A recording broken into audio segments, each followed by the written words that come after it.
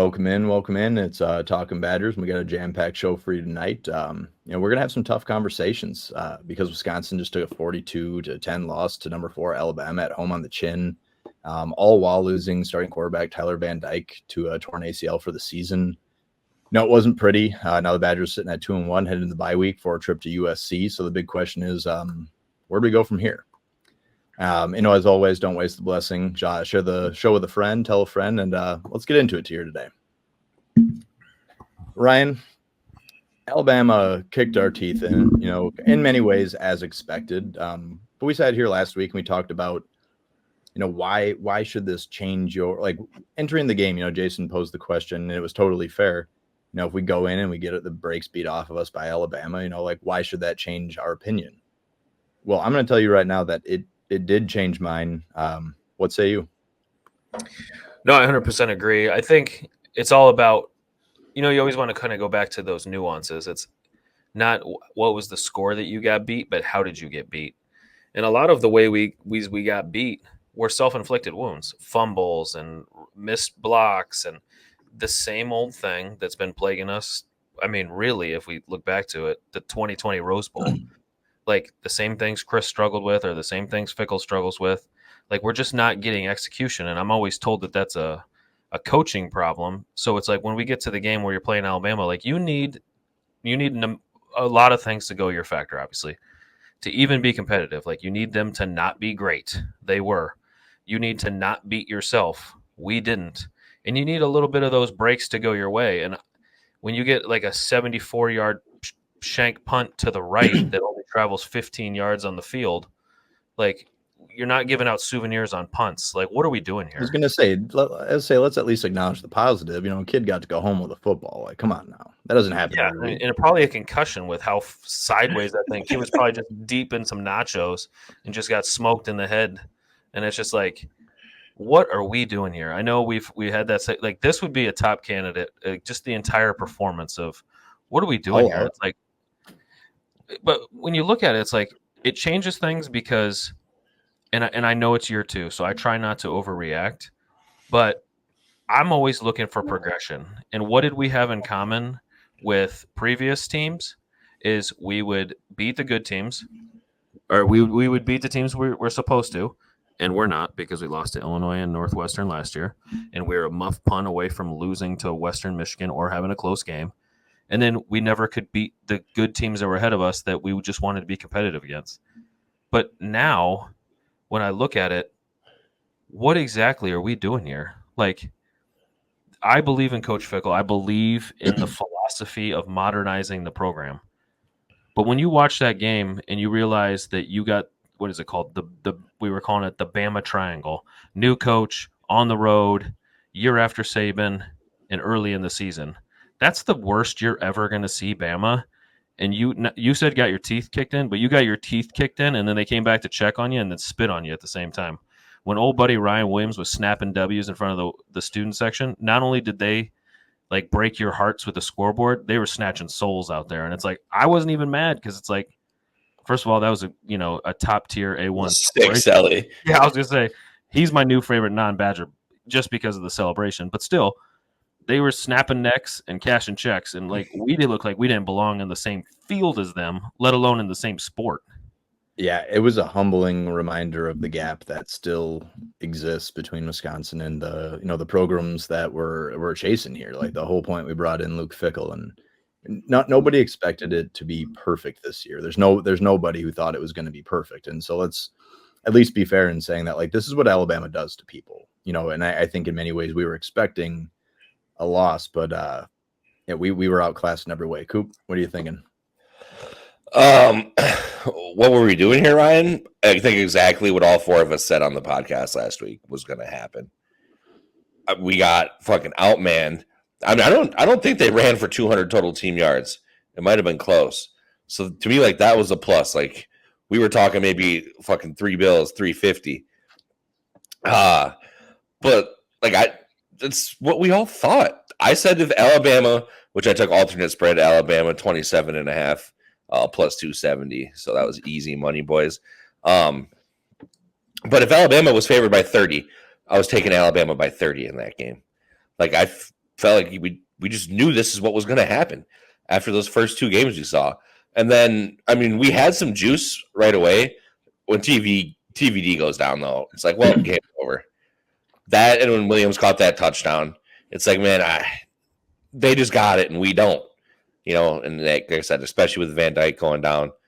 But I agree with Ryan. I mean, they were halfway competitive in this game until those 2 fumbles, I feel like. And 2 fumbles on the wrong side of the 50, we're not beating Western Michigan or South Dakota State if we do that. Jed's fumble was a backbreak. Like, that, obviously, exactly. I'm not gonna sit here and tell you that if he doesn't fumble that football, it's a different ball. I'm not gonna sit here and do that. But that in that moment and that spot on the field, momentum, momentum it was one of very few explosive plays in the entire game, and I think the worst part, or at least in my opinion, it felt like he didn't have to go at the defender. Like, he chose to run over the defender, which I respect. But hold on to the ball, man. Yeah, that felt like a backbreaker, because there were a couple positive moments early on, like. Vacos knocks through a 53-yarder. Like that was huge. The defense comes out, gets a stop. Like there were some positive things happening, but like you needed to play a near perfect game from an execution standpoint. You knew this. We knew this. And they just didn't. I can't think of his name right now. That pass rusher in Alabama, who just moved up like a whole round on everyone's draft boards after they played Wisconsin. So that was cool. I will say, generally speaking, want to be a glass half full kind of guy. A positive that I thought coming out of this game was that our offensive line looked much better than it has in years past. Like, the quality of offensive line play at Wisconsin has taken a pretty noticeable dip since 2019. And I think Blazik has, like, to me, that was the unit that showed the best against Alabama. And I thought that was really encouraging. Like, we ran the football adequately, and I thought that they had everything to do with it more so than the running backs did.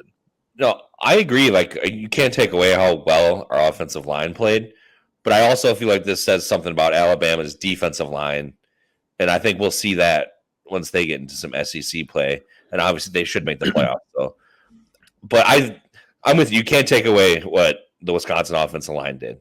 I mean, don't want to sit here and act like everything that happened was negative. Yeah. I mean, it was predominantly. Don't get me wrong. Like, we're having to like really kind of find tooth comb, find some positives here. But that was one, and it in the post game media availability. Like when Fickell came in the room, he was pissed.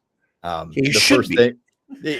This is a guy who wholehearted, like he wants to win more than he wants absolutely anything, and I love that. But the first words out of hhis mouth was, I'm going to tell you guys the same thing that I just told them. If you haven't had your ass whipped, well, you just did. And he's 100% right. And I want to give credit. I think the question came from Jesse Temple. It was more or less asking, like, what are you guys hanging your hat on? Like, what it is that you think this team does well?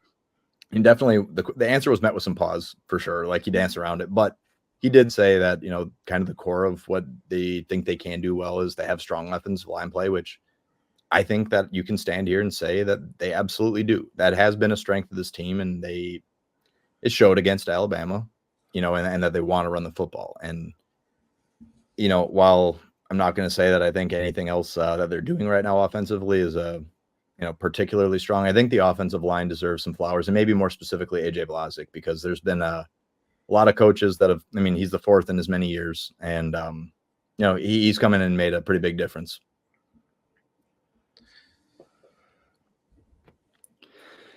So, Coop, I know you got some negatives in here that you want to get off your chest. So what do you got beyond what we talked about? Because I've got one in particular, but I want to give it to you first.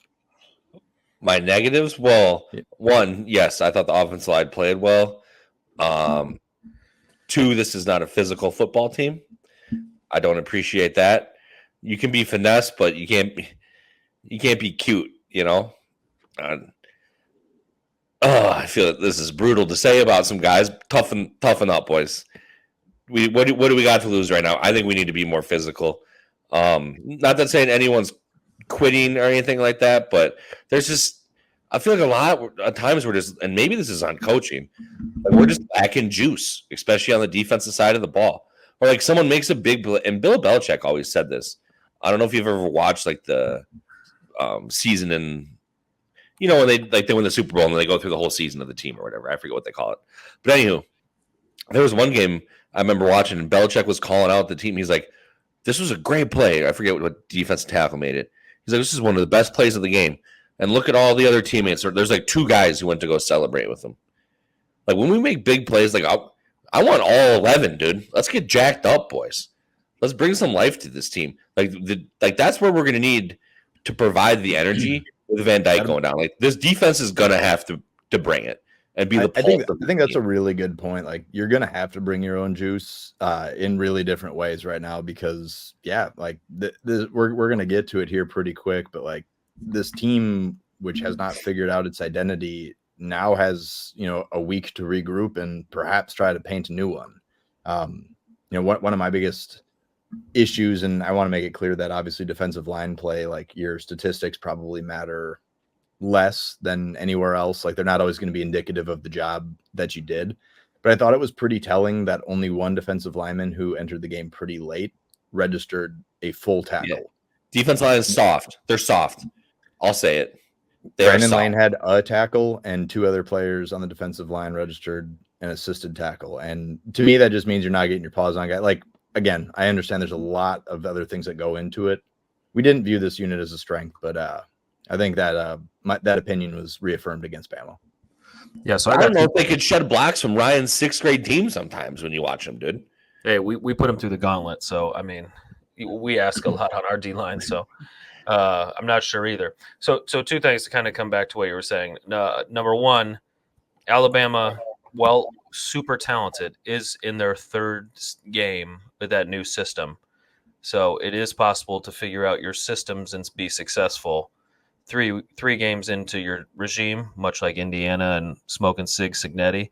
So 16 games in, I think that's kind of where my frustration lies. Is I kind of get back to other teams are figuring out how to be, somewhat successful. But I think a lot of that juice that we're talking about, and I want to tread lightly here too, because I don't like to call out the heart of a man here, but a lot of that kind of comes from your leader. Like one of the big things that we'd always complain about Paul Chryst is like he never had juice on the sidelines and the teams didn't play with juice.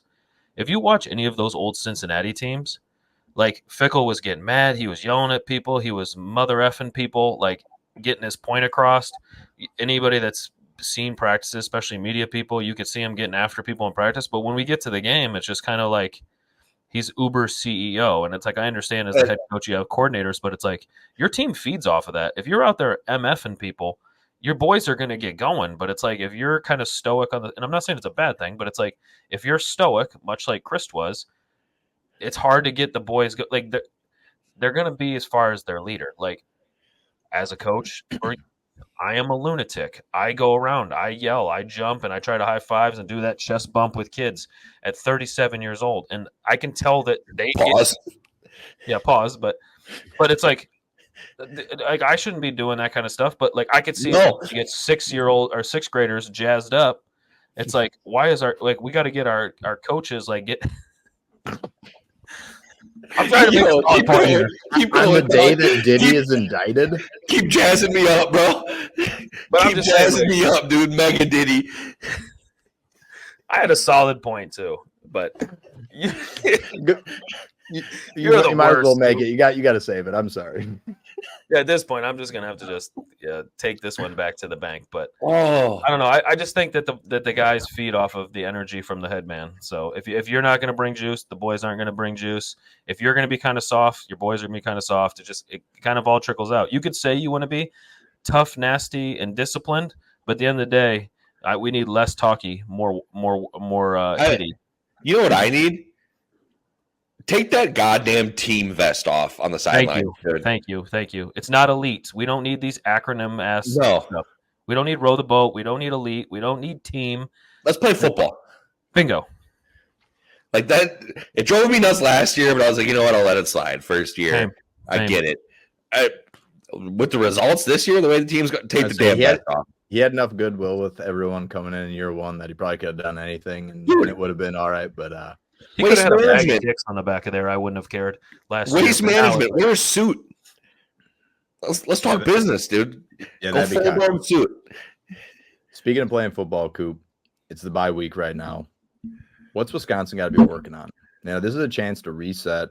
But what do they need to focus on right now, specifically with the cards that they have been dealt? Well, a little NFL here. We saw the Packers do it with a backup quarterback, tailor their whole game plan to his strengths and not ask him to do too much. And we saw some flashes from Braedyn Locke last year. That we need to reevaluate the entire offense this week. Like, what are we going to do with Braedyn Locke and the running game that's going to help us succeed the most? And like at this point, we got a backup quarterback. We can't ask him to do too much. And like we got to rely on this running. I don't care if we play 4 or 5 running backs. Run the damn ball and just ask Locke simple throws, 1 or 2 reads, nothing super complicated. Yeah, like think of how much the game script changed when you lose Tyler Van Dyke, roughly 4 minutes into a football game. Yeah. Like you had an entire game plan for him. And I think it was pretty clear that, the coaching staff didn't trust Braedyn, to pull on any reads. Yeah. Like, because there was one on the goal line, I think it was maybe the 3rd down prior to the touchdown pass he threw to Pauling, and I have no idea what the play call was, but like if he would have pulled it, like he would have walked into the end zone. And that was just clear that was not something that they had trusted him with, in a game where he was forced in under unfortunate circumstances. But you're right. Like, you've got to figure out what it is he is comfortable with. Like, we know this guy knows the playbook. That's all well and good. But there's some questions about pocket presence. I was just about to say, he had the pocket presence of a blind person on Saturday. Sometimes, man, you just like you got to get the ball out. I mean, there's the one like he backed into the defender who just crunched him. It's inexcusable. I don't want to, I don't want to shit on a guy who got thrown into a tough situation against number 4 Alabama. But you're right. Like the offense has got to be damn near a clean slate, and it's got to be completely tailored to him. Because guess what? You're moving forward with him as your guy.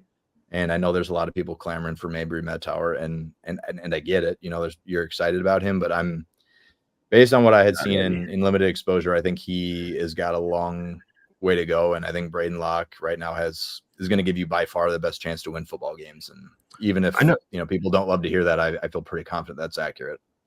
I know you said you didn't want to shit on him, so I'll go ahead and do it for you. So let me just read 2 quotes, and then we could play a game called Guess Who Said It. Somebody had posted these on Twitter, some Dylan Graff, I don't know, recently, so maybe this might ring a bell.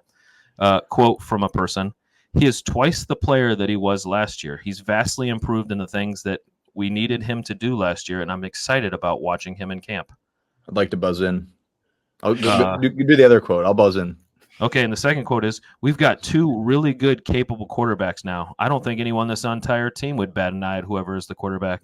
I haven't had it since I've been the head coach, so I feel good about the room." So he's a backup, and we got to tailor the game. It sounds like we got a head coach and an OC here giving pretty strong praise for a guy that we're going to have to reinvent the wheel for. He can either run the offense or he can't. He's either a backup or he's the 1A, 1B bull stuff that we heard. Is this 1A, 1B, or was this a clear number 2 and you're trying to save feelings? Because we're not in the feeling business. We're in the football business. Yeah, I think the whole 1A, 1B talk is it's aspirational at best. I understand the logic, but that's not what we're working with here. And it's not to say that I think Braedyn Locke, in a lot of ways, I think he's capable. Like I like Braedyn Locke. I think he's a decent backup option. I really do. Like he reminds me. But based on what? Not in a 1-for-1 way, but he reminds me a little bit of like Jack Cohn when he got put in as a sophomore for that 4-game stretch, where like there were moments, but he didn't put it all together. Because Jack Cohn was not the most talented guy. I'm not saying he can be that, but he reminds me of like the earlier version of Cohn, where I think that based on the Wisconsin curve, that he's a capable backup. I mean, I question whether or not there's more ceiling. We didn't see any flashes last week, but last season I saw enough to be like, yeah, if he's in the game, we might not be completely fucked, So we want to go through those games, or because I remember about 4 throws for an entire season. The one at Illinois, like if we want to have revisionist history, we can, but I'm fairly certain he threw that go ball to Will Pauling, who made a great play.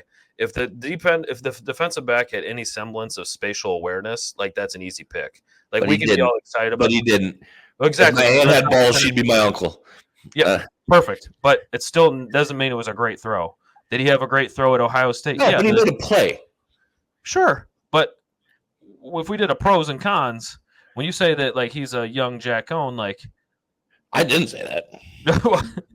Well, I mean, I'm also, saying his I'm the game one at that point, saying- I think is very similar, and the numbers would reflect that that's an accurate statement. They're almost 1-for-1 Like- in the year that he, had those 4 starts. I think that's where he's at there. Like I said, he had I like the 50% guy, but completions.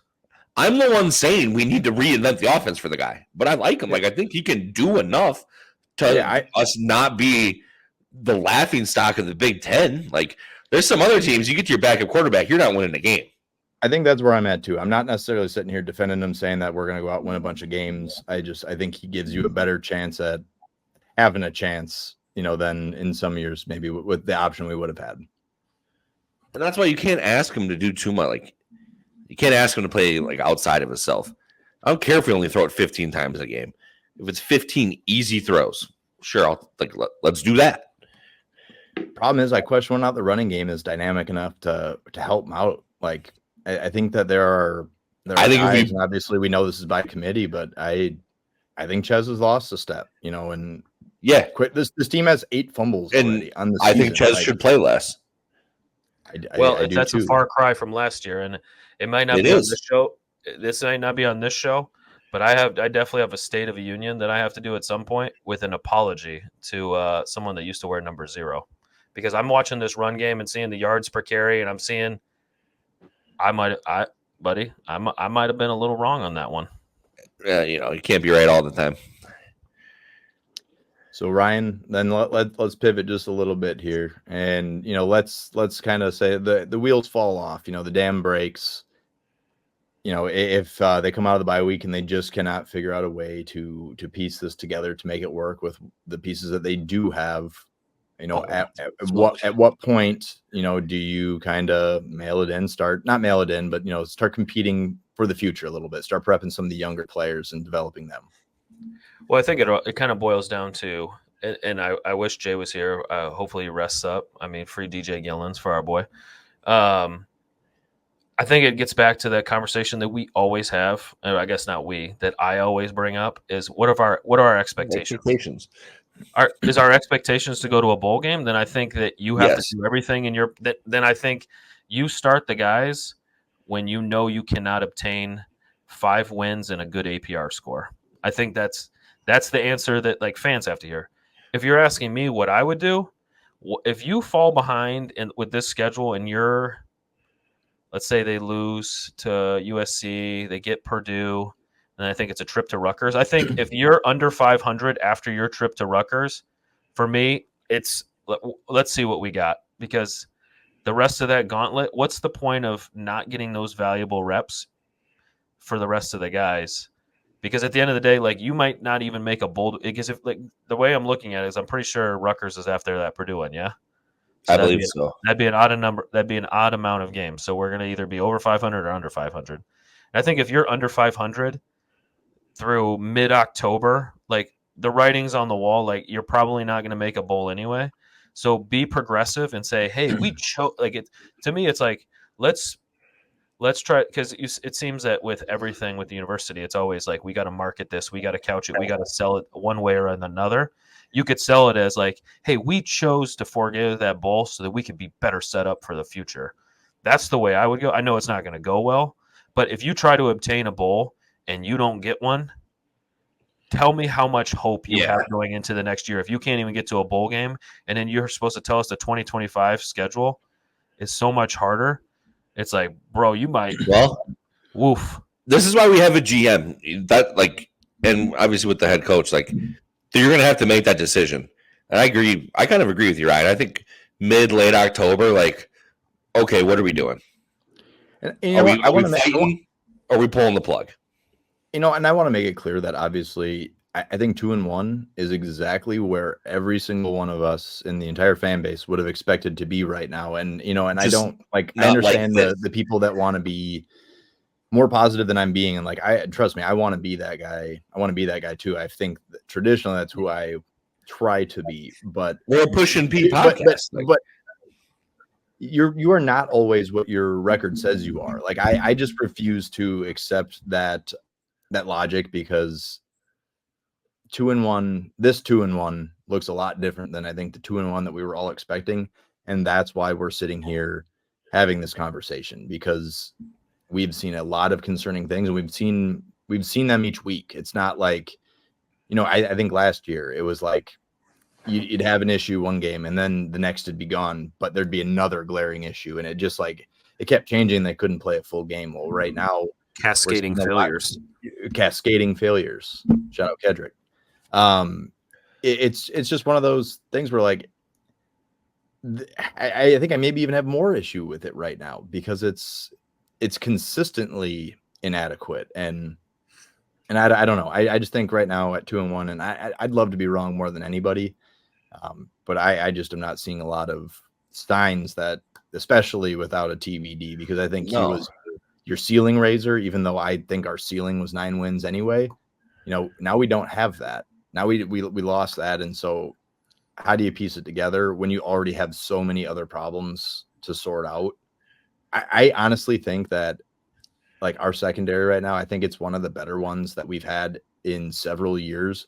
And I don't think anybody is going to remember that moving forward, because the rest of the defense they have their holes. Like the linebackers are still sorting through a lot on that end. Like I have opinions on guys who I think should and shouldn't be playing more. Like I just think our secondary is getting the short end of the stick. Because they're not getting pushed on the defensive line. Like I don't know. I think that they're going to be overlooked. I think that they are a strength. The offensive line and the secondary are strengths. But I just don't know how many other ones there are on the roster right now. Yeah, but when we can't lead games and force teams to pass, and we have an absolutely horrendous run defense, what good is having an awesome secondary at that point? Right, that's what I'm saying. I know that's what you're saying. It's just I don't think people are going to remember them as fondly as I think that maybe they deserve to be. Because we don't have the front seven. There's for sure 2 NFL players in the secondary, like minimum. Yeah, there's a handful of guys who are probably going to be playing on Sundays. A question though, because you had said before the season, I think we were, we're all riding the high with Fickell. We think this could have been a new team, new year, second year in the offense and everything. And I agree with you, Dylan. I thought our kind of max was about 9 wins. What do you think it is now? 6. Okay, yeah. I think 6 would be the max if we beat Minnesota. Because my expectation for this season was 7 wins. And 7 was what I was expecting. 8 was what I was hopeful for. I'm going to say 6, and that's me trying to be optimistic, because I think it might even be. Hello? Oh, I lost you there for a second. Yeah, mine. Yeah, we're good. Okay. Yeah, I mean, I think that. What about you, Ryan? Well, I mean, I'm probably going to just have to agree with 6. Like I said, to me, 6 is basically saying we beat Minnesota. I'm going, but I don't know, man. Like I'm in it bad. I'm in the gulag, bro. Like I'm looking at the schedule. This is why we need Jason, man. He gives us a fighting chance as fans. For real, I miss that dude. I saw him last week, and I still miss him. Not his dog that he named after a San Francisco Giants catcher, because we all know Diamondbacks run that division. But whatever.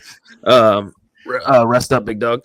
I don't know. Like I just look at it like that Western Michigan game. I don't want to say it broke me, because like one game won't do it. But when you have a whole year of evidence and you're like, oh, hey, we're going to come in against a Western Michigan team that's supposed to be a mid-pack or a mid-MAC team, and you're losing the game on a night game, open the season. Like, to me, that was eye-opening. Like, okay, we haven't progressed as much as we thought. No. So then I flip through the channels, and I know it before people get on my case, not necessarily YouTube, but people that will watch the show, they're going to point out, well, Purdue didn't play anybody. It's hard to beat a team as many times as they have, especially when it looks like they have some kind of adequate offense now. and with how we're playing on defense, with they still got Maccabee and like their defense under Ryan Walters is going to be decent. I mean, I'm trying to find the wins on the schedule. It's like Minnesota's a must, but I'm literally I say everyone out. I mean, the big ones are obviously I'm gonna chalk up to an L unless we get lucky or figure something out over the bye week. But I don't see a one where I'm like that's a win. It's like even Northwestern, like they are awful. Yeah, they're playing on a lacrosse field. It's But in we Northwestern. Scored 3 points. We scored 3 points last year, and that was when Mordecai came back.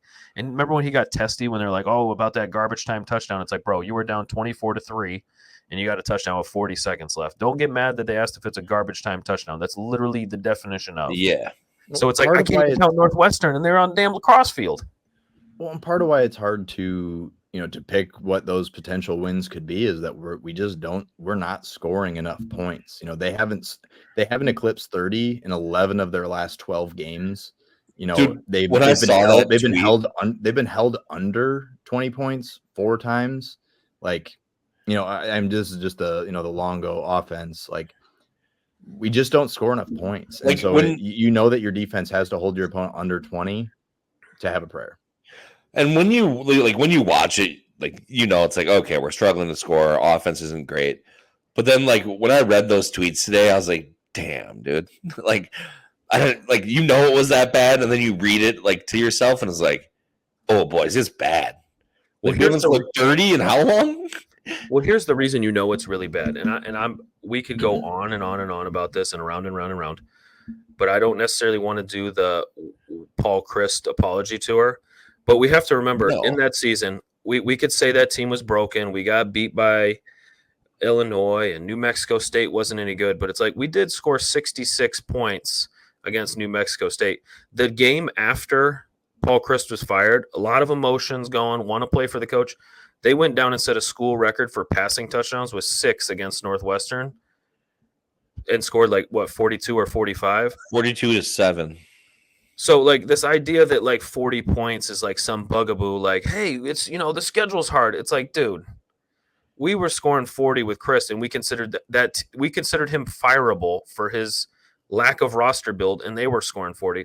So, if we're going to keep it a buck, we look at this roster where I think everyone can universally agree, whether people want to say it's Fickell's roster or not, we could universally look at it and say, there is more talent on this roster than we've had in previous years. It may not be in the spots we want, coached up the way we want, developed the way we want.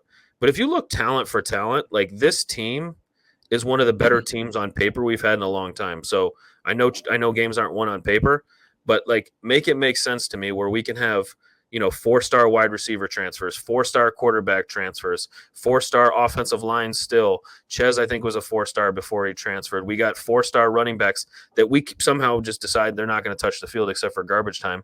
We have all this offensive talent, and you can't score the football? What are we doing here? Yeah, I definitely think there's been, and it's too early to tell on a few guys. I'm not writing anyone off, but I think there's been some misevaluations with transfer portal talent, which I think probably happens everywhere. I mean, exactly. You have such a it's not absolving them of missing on a guy, but it's like the draft, dude. Time, and you hope it works. You hope, but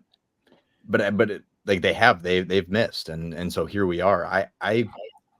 I don't mean to be the negative guy, but I don't think that we actually have that much talent on offense. I think that I can point to at most 4 people, I think, on the entire, I'm excluding offensive line, but maybe 4 players that I think have a chance to be more than a net neutral at any position. And to me, that's Will Pauling.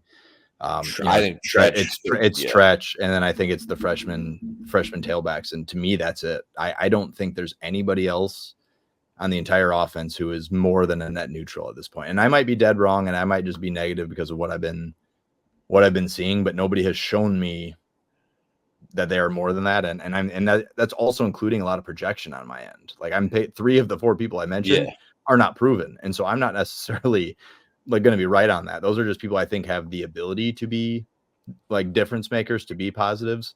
Again, maybe they will figure this out and I will be wrong.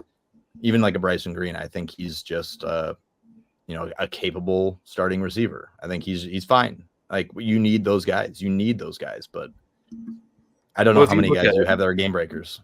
If you look at it compared to what we've had in the past, where we said, quote, the cupboard was left bare. Paul Chryst didn't recruit anybody. How many people could you say on offense were difference makers? And I know, before you answer, I want to point out that I know a lot of people are like, oh, well, Fickell, he doesn't have his classes in yet. Well, he was hired in November of 2022. Now, obviously, he didn't have a chance to get a full 2023 class, but a lot of those players that are like making an impact now, Ashcraft, Allegro, Tretch, those are 2023 guys. So if we're going to count them for Fickell, like we also have to say that, hey, he's got 2 classes in now, and he's had 2 portal windows, if not 4 portal windows. I don't know how many windows they have per year. I think it's 2 per year. You've had 6 opportunities to add talent to this roster that would be on campus now. So if you have net lower numbers of impact players, like, why? You know what I mean? Like, I understand Porto's a crapshoot. I totally get it. Like, I can't blame Max and Pat for throwing as much at the wall and seeing what you can find. You never know what you're going to get out of there.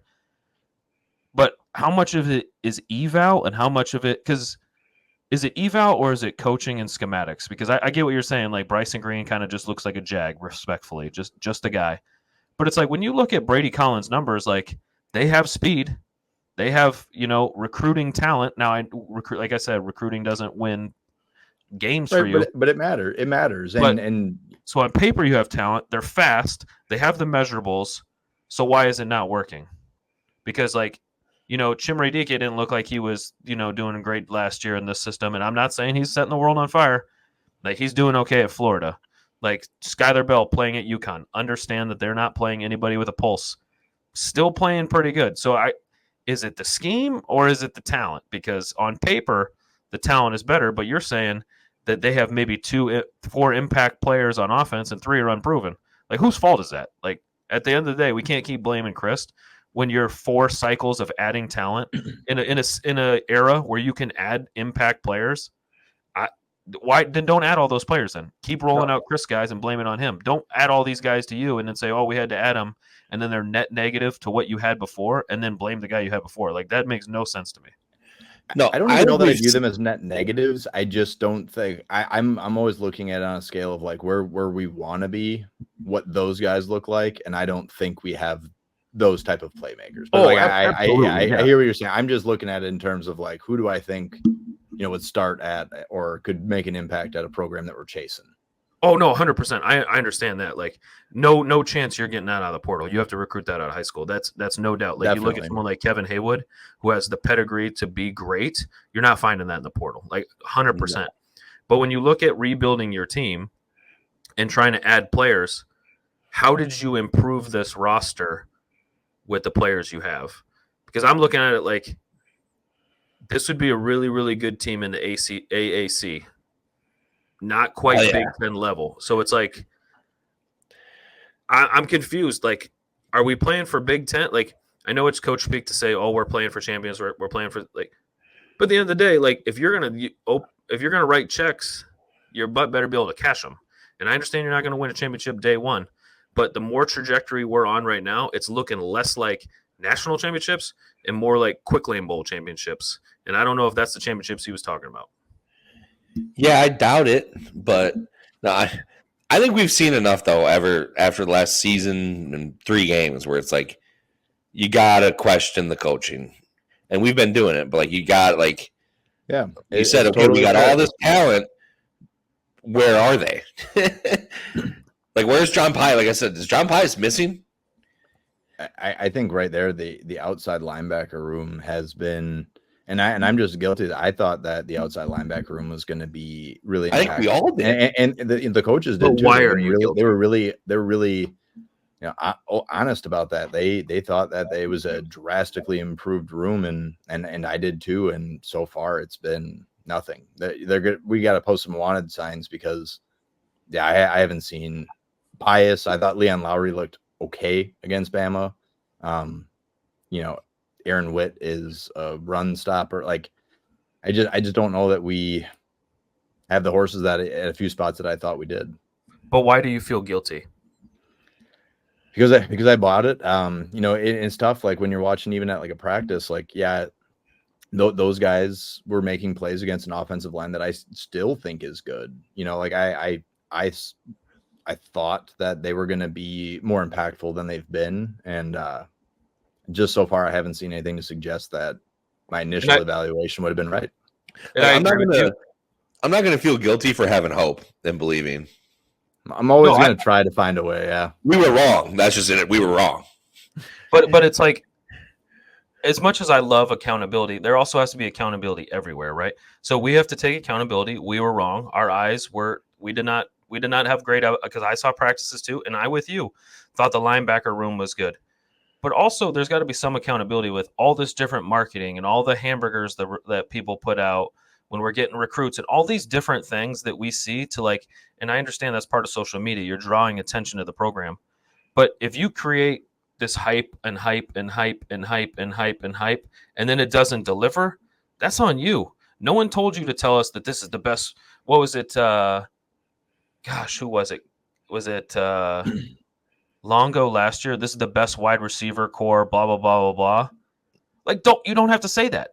Like, don't say stuff if it's not true. Because like right now, and I had a former player reach out to me in the DMs after they saw him dancing after that the Western Michigan win, when they like barely skated by and they had that dancing video they posted. And this former player, and before anybody says, oh, it's a Christ, I've already went over that. It's from the Bielema era. So it's not a Christ biased disciple that's upset. But not only did they say that was cringe, but it says it reminds them of Colorado Light. It's like, we have all this social media, we have all these videos, we have all this hype machine. This is the best thing we've ever had. That's a lot for clicks. Are we playing for clicks, or are we playing for wins? And I'm not saying I necessarily agree with that, but when you have someone that used to don that Badger jersey saying that kind of stuff, like that carries some weight to me, because I didn't suit up for the Badgers. So any dumb idea or dumb thing I say, like you could chalk it up to he didn't play. But when you have your former alumni and your Badger brethren saying that it's cringy and this is Colorado Light, like there has to be some validity. He's probably not the only one that thinks that. And Ryan, that hurts, especially after what my boys from Colorado State said this past week, that Colorado was going to find out about Instagram likes and Instagram followers. And then Colorado State went and got their absolute teeth kicked in, just like the Badgers. So that hurts. Yeah, I think, we'll get out of here maybe on this note, but I think that Wisconsin's identity crisis right now is running pretty deep. Under previous regimes for damn near 30 years, like Wisconsin knew their limitations. They weren't going to out talent, programs like Alabama, like Ohio State. They knew this, so they leaned into their blue collar brand of football. They were, disciplined, physical, relentless. Now they're chasing something different, which, I'll be honest, like I supported it. I supported a progressive vision. But now I'm starting to question, can we out recruit, out scheme our way to success without the same amount of horsepower some of these other programs have? Like, I don't know if we're going to be able to do it. I don't know. Or perhaps the answer is that maybe we have better horses than I'm giving them credit for, and that we can't adjust it to their respective skill sets. And I think in either scenario, it's an issue. So I don't know. I don't want to make too much of a 2-1 start, losing to a team we all knew that they were going to lose to, but it's the way they've lost that's left me, asking a lot of questions about where I stand with things, or at least my opinion on them. I'll just make this quick, but Nebraska's flipped it around in the same amount of time. And that pains me to say it. They haven't, and that's a program that we're going to have to measure. Like at this point, you made a large commitment to Luke Fickell. I'm not out on Luke Fickell. Like I'm not. I'm truly not. But I have, like I said a couple of weeks ago, I have some very serious questions about the coordinators long term. That's on him. Everything's on him. He's the head coach. But